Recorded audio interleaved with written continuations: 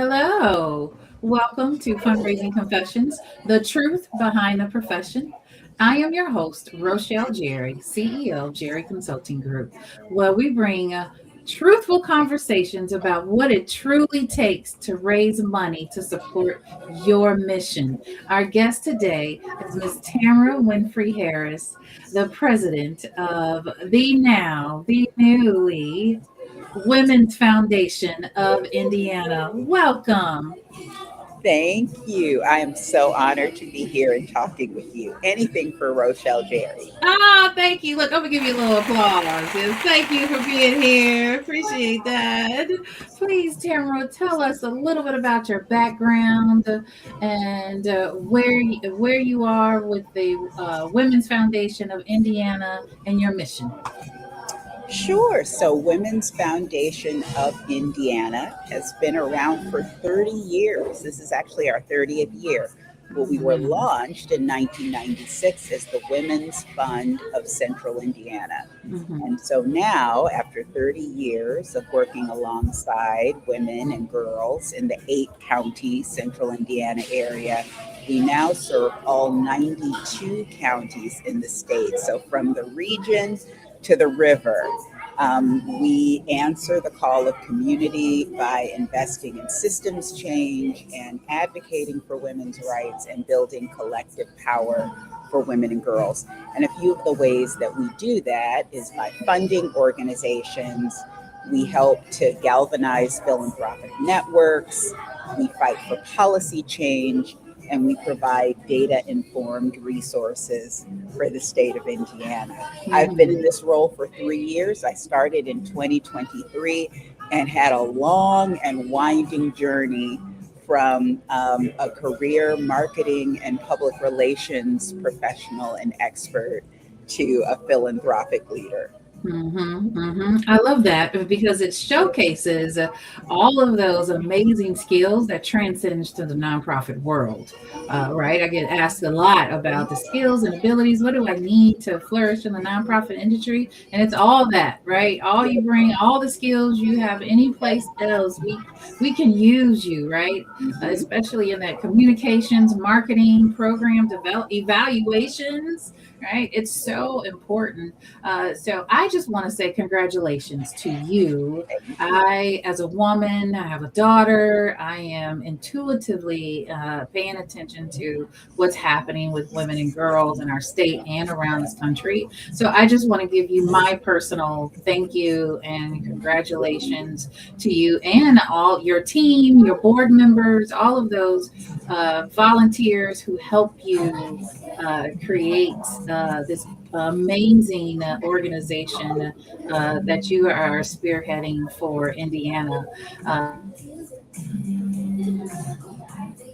that make this possible. Thank you. Thank you. Thank you.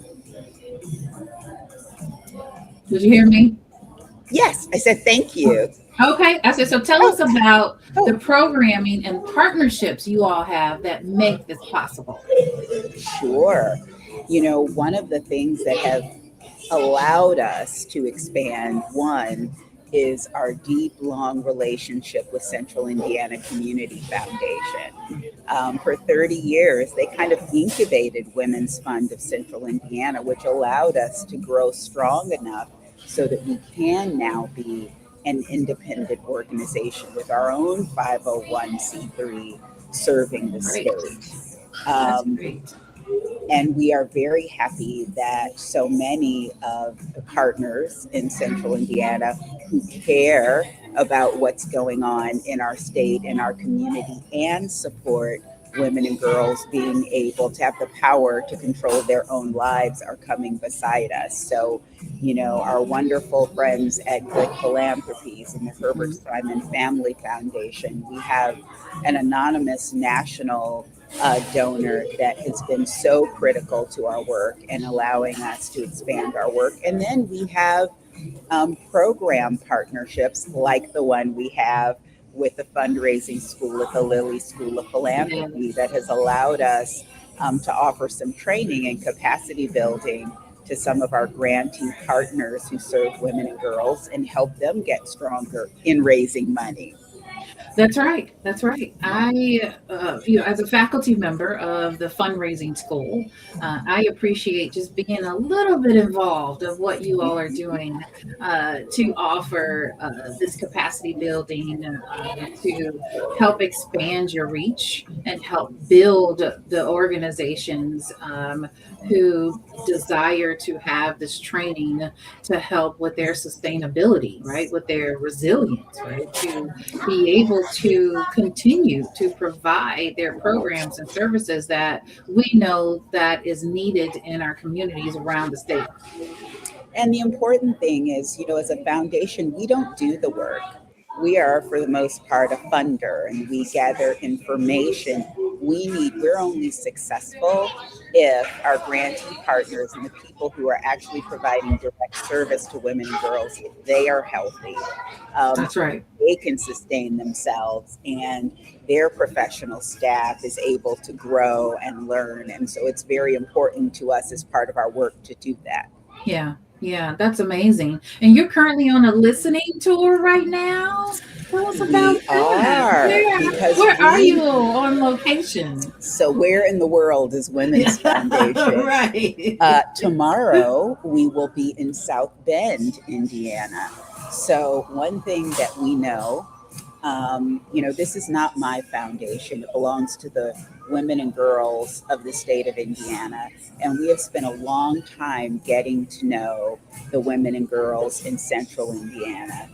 But one thing anybody that lives in this state should know that, Marion County is not Lake County, is not Allen County, is not Jasper County, is not Henry County. There are so many different experiences geographically across our state. Mhm. And we can only serve all women and girls. We say we serve all women and girls in all the ways they show up in the world. Well, we have to Mhm. go and understand what issues look like in all of those communities. We are working with a researcher to pull county by county data on the well-being of women for all 92 counties, and we will make that available at the beginning of next year. But data can only tell you so much.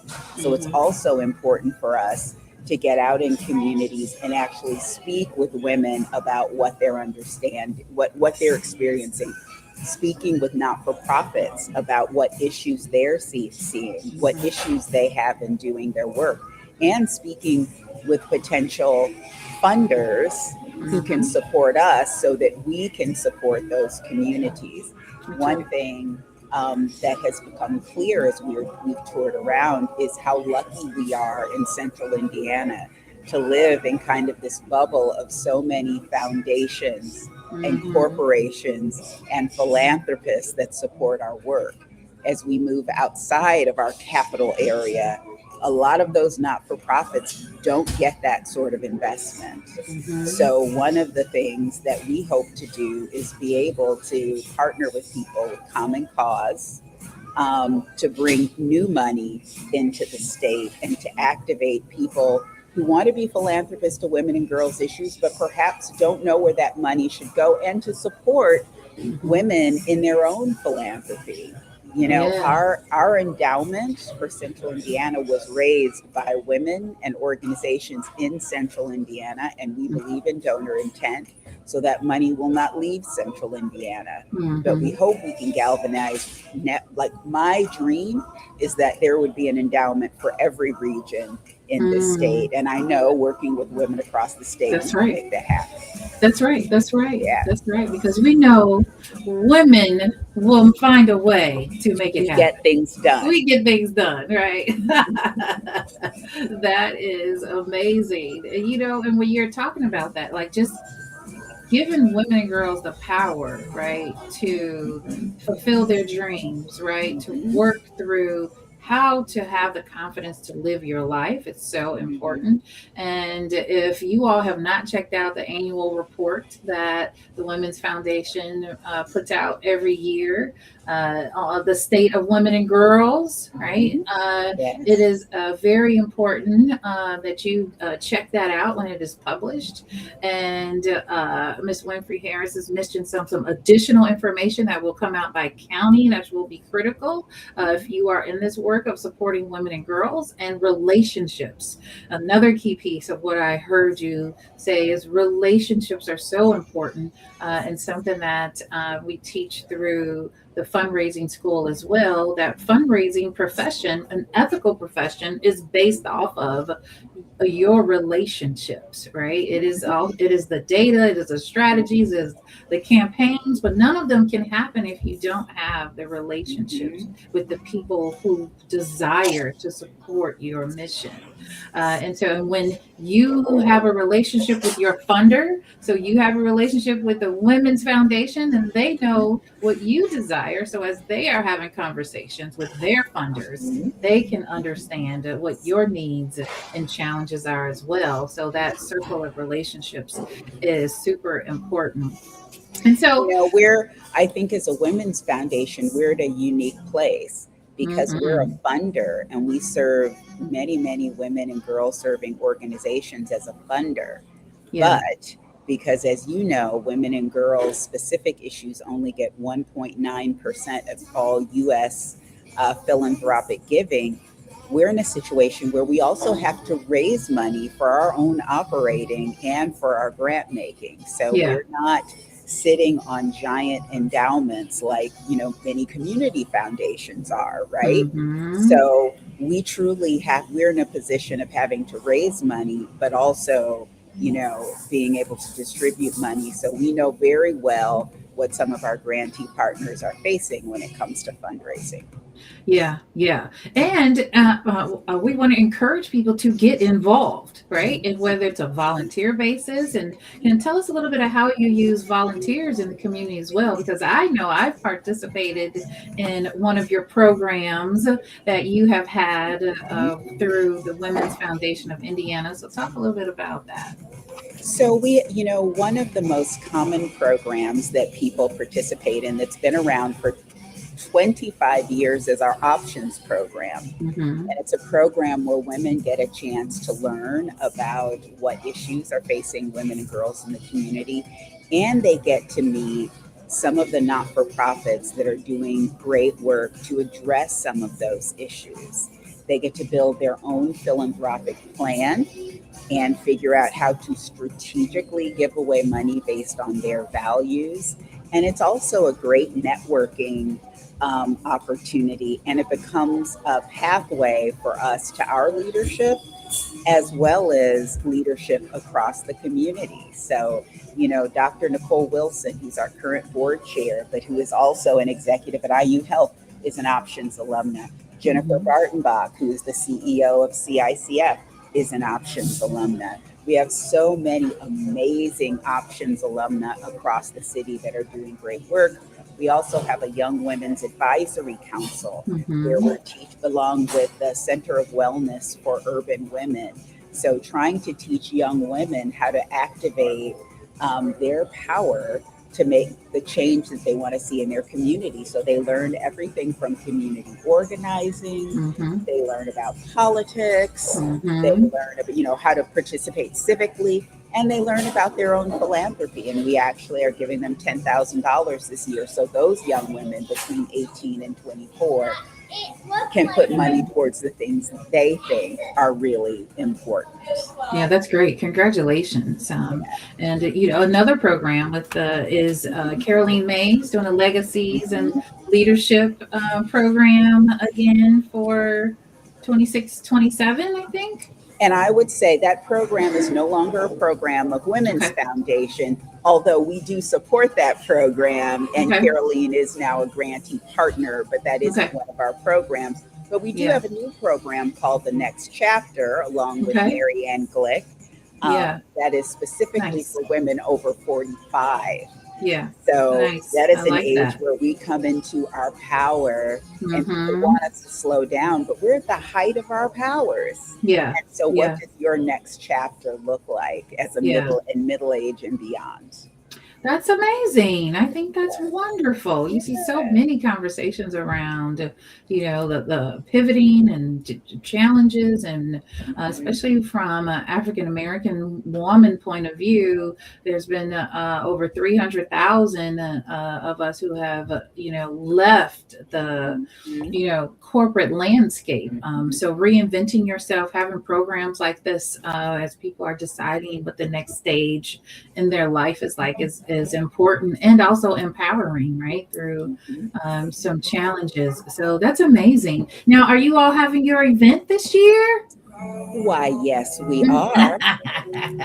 So on October 20th, we are Okay. having the Power of Women Reimagined, the Hmm. magic within. And it's going to at the Indiana Roof Ballroom, and it's going to look a little differently. Very Okay. often we have a big central speaker. Yeah.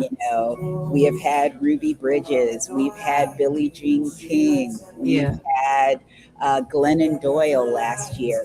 But Yeah. this is an exciting year. Not only is it our 30th anniversary, it's the year we became the Women's Foundation of Indiana. That's right. And women have done so much amazing work in this community since 1996. Hmm. Imagine how things have changed. Just the Hmm. idea when our founding mother, Dr. Diane Brashear, launched the Women's Fund, one of the reasons she did it was because women weren't seen as philanthropists at the time. Well, my goodness, you look Mm. at some of the top philanthropists in central Indiana, and I Hmm. definitely think of women's names. I mean, Yeah. Melinda French Gates, anyone? Mackenzie Hmm. Scott. Right. And we want to celebrate. We want to Yeah. celebrate all of the things that we as an organization have achieved and all of the Yeah. things that women have achieved over the last 30 years. So Yeah. this next event will be centered on us. Yeah. That's Some good. awesome entertainment. We have DJ Mary Jane, DJ French Connection. We have Yeah. Nicole Cardoza, who's a fantastic, wait for it, philanthropic magician. Mm. We have executives from other women's funds and foundations. It's going to be a super Hmm. fun evening. Hmm. And when we announce, we're going to have some special ticket prices. Okay. Oh, So that's good. stay tuned because we I want love you to that. be there. It is going to be a fabulous evening. I love that. I'll make sure I have all of that information in the description. So when we share the links, people can make a note to look out for that and get their tickets because we know that events sell out quickly. Especially with all of the things, all of the amazing initiatives you all have going on, and all of the people involved in them, right? And so that is And amazing. and should you be a sponsor who is Ah, no, interested in contacting that's me that's right. about a sponsorship to make this event happen That's and make right. it possible for us to That's have right. lower ticket prices so the community can attend, That's please right. do reach out. That's right. That's right. Reach out to Miss Tamara Winfrey-Harris, and we will make sure that information is in the description.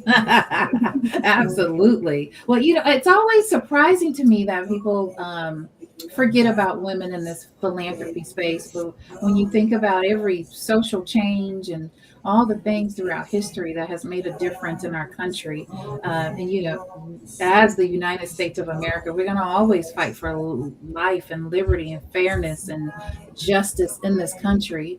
And women have paved the way for a lot of the social changes and a lot of the laws and acts and things that have come across this country as social change. And when you think about these things, women are the ones who make sure the infrastructure is there, the fundraising is there, and we are able to move forward in fairness in this country and provide the needs. Because we know statistically in fundraising, women give more, they give to more initiatives, and they also volunteer their time. Well, here's the thing. Yes, we do give more and we volunteer more, but here's the other thing. We are 50% of the population. We are Mhm. 52% of the population in central Indiana. So if the Mhm. community isn't working for us, and I Mhm. would point everyone to look at some of that data in the State of Women report, then it's Mhm. just not working. That's And right. so I don't know whether you can work on some of the problems and issues that are plaguing us as a community if you're unwilling to look at how it affects women. That's right.